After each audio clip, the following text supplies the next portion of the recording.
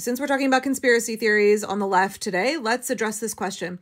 When is Congress going to start explaining to us why the GOP acts like there are going to be no more elections, all caps?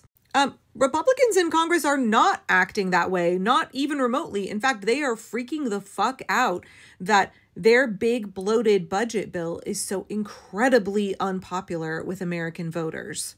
I just saw a report that every single district, congressional district across the United States has a negative view of the cuts to Medicaid in this budget bill. The budget bill is deeply, deeply unpopular with the American people. Even in incredibly red Republican districts, the voters are very much against the cuts to Medicaid and the fact that the big budget bill will close rural hospitals all across the country. In fact, Republicans just had a meeting about this 2 days ago where they expressed profound concern about how pissed off their constituents are, how deep the opposition is to this big, nasty, bloated budget bill. And do you know what Mitch McConnell said? I'm surprised he's still living and breathing and coherent.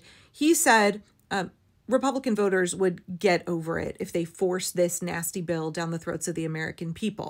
But that's simply not true. They're not going to get over it. And Republicans in both the House and the Senate, they're sweating it, y'all. They are really concerned that if they support this budget bill, they're going to get voted out in the midterms. They understand it is political suicide to support this bill. In fact, Senator Tom Tillis from North Carolina has been circulating a letter around to his Republican colleagues being like, you guys, this is a disaster for North Carolina. Look at how terrible this is going to be for my state. I can't support this bill, y'all. Hospitals across my state are going to close. My Republican constituents are going to lose their Medicaid, and they're pissed about it. This is a bad scene for me. And it's so important when we look at Tom Tillis in particular, because he's pretty vulnerable. He's up for re-election and he's in a position where he could get voted out. That is a seat that is flippable for the Democrats. At this recent luncheon for Senate Republicans, according to The Hill, Tom Tillis got up and he had a chart of what the Senate provider tax structure was going to cost different states, including his, right? So it's not just closing rural hospitals. It's not just cuts to Medicaid that are going to cost people their health care. It's also that so many of these medical expenses are now going to be put on the states that are already struggling in a situation in an economic climate where Trump is wrecking things and states are struggling. Almost every state and almost every major city in the country is dealing with budget shortfalls because of Trump. Tillis held up this chart and said that his state is going to lose $40 billion.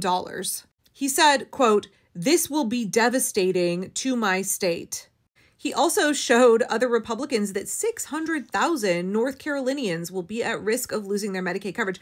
Don't forget that Mike Johnson, just the day before yesterday, stood up and lied to the American people and said that nobody would be losing their Medicaid, that there weren't going to be cuts to Medicaid, and that people were not going to lose their Medicaid coverage if this bill went through. Like, just the most blatantly, easily fact-checked lie. Like, truly embarrassing the way they expect Republican voters to believe the bullshit that they're spewing.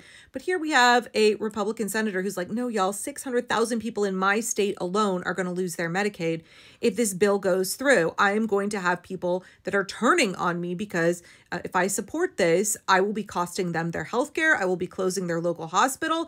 And why would they vote for me in the midterms? This is going to be disaster for the Republicans.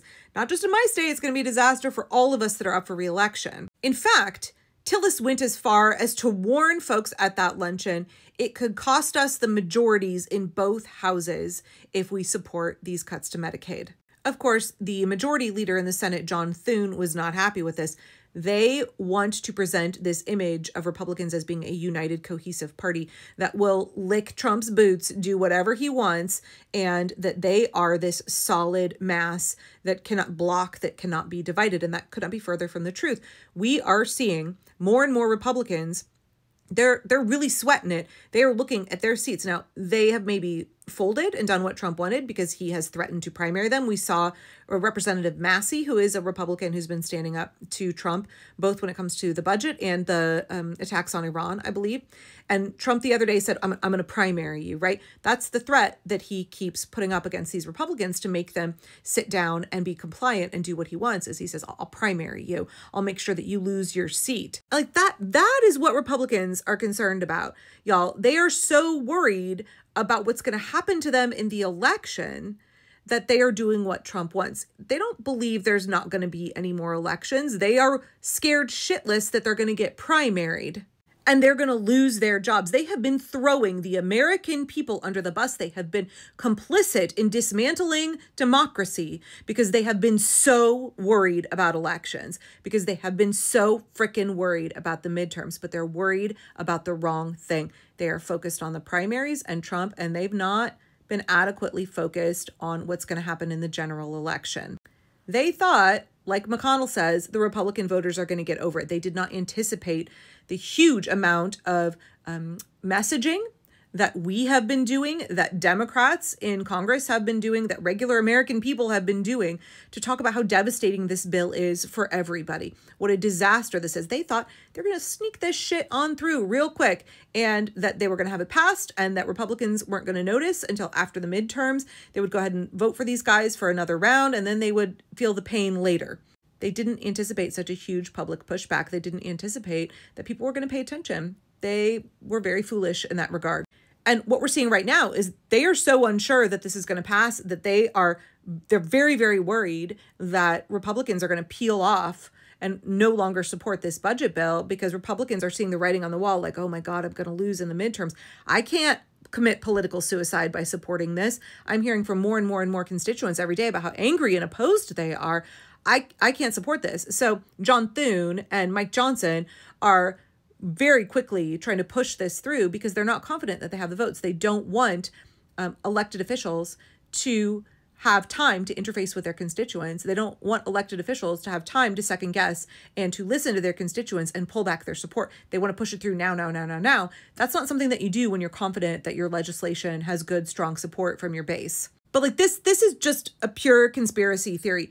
I know that doomers love to say this shit. I know that people who love to catastrophize and love the adrenaline rush of creating these apocalyptic worst case scenarios love to act like there aren't going to be any more elections.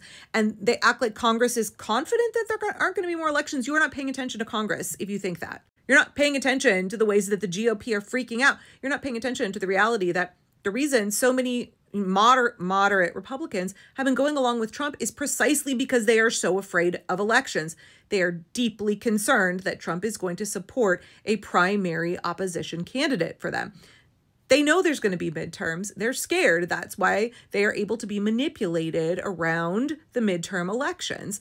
If they didn't have to worry about getting primaried and losing their seat, a lot of them would not be folding like a chair and supporting Trump. But what we have to be doing now is vocally opposing them, and we need to kind of force them to recalibrate. The thing that they need to be scared of is the general election, not the primary. The thing they need to be scared of is losing their seat in the general election because what they're doing is so deeply unpopular. Supporting a fascist regime is deeply unpopular. Supporting billionaires getting massive, massive tax breaks while they close hospitals across America and take away healthcare from millions and millions, tens of millions of people, while they balloon the national debt, while they spend billions and billions of our taxpayer dollars to send, masked American Gestapo ICE agents into terrorized communities all across the country. We don't want that. The American people don't want that. Oh, let's add $500 million worth of cuts to Medicare as well, and all of the cuts to SNAP. That's deeply, deeply unpopular. And Republicans who support that are going to find out how deeply unpopular it is. They're going to get voted out. They're very, very scared of elections. Don't hand them power that they don't have. Don't pretend like elections aren't happening. Don't pretend that this is not a leverage point because it is one of the most powerful leverage points that we have. Don't give that up. Don't do that. Use your power. Use your leverage. We need to be pushing on how deeply, deeply dangerous and unpopular this bill is. Dangerous for the lives and well-being of the American people and communities all across this country, but really dangerous for Republicans in terms of their safety and security with their seats in Congress. Really, really dangerous for them going into a midterm to piss off all of their voters by doing something so incredibly harmful as supporting this big budget bill and continuing to fall in line with the fascist agenda of Donald Trump. So no, there are going to be elections. Yes, GOPs in Congress are scared shitless about that fact, and they don't want you to remember that you get to vote for them, that the American people still have the power. The power of the people is greater than the people in power.